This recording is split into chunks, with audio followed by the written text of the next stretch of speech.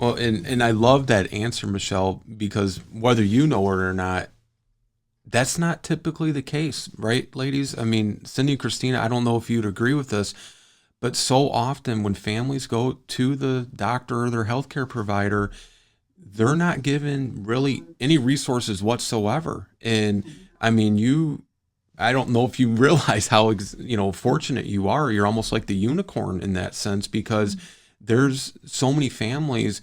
A good friend of ours has a phrase. He says it's basically diagnose and adios.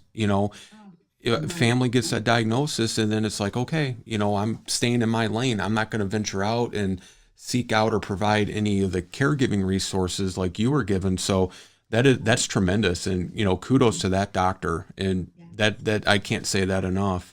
So you kind of were going over, your self-care, but before I switch it over to Christina and Cindy, I want to ask one final question. If you could go back, Michelle, and talk to Michelle from X amount of years ago, knowing what you know now and having the, benefit of hindsight, what do you wish you knew then that you know now?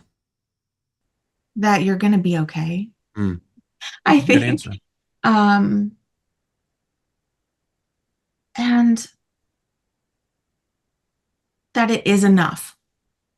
I Hmm. think that's the biggest thing I would like to tell myself. And I still have to tell myself that today, even though my Right. mom is now not with me anymore. Um, that I did enough, you are doing enough, and that mom was proud of you. Yeah. Like I think I was, and I think we all are our worst critics, right? We are the hardest on ourselves over what anybody could put on us. And I think that was my biggest struggle. And I still struggle with it.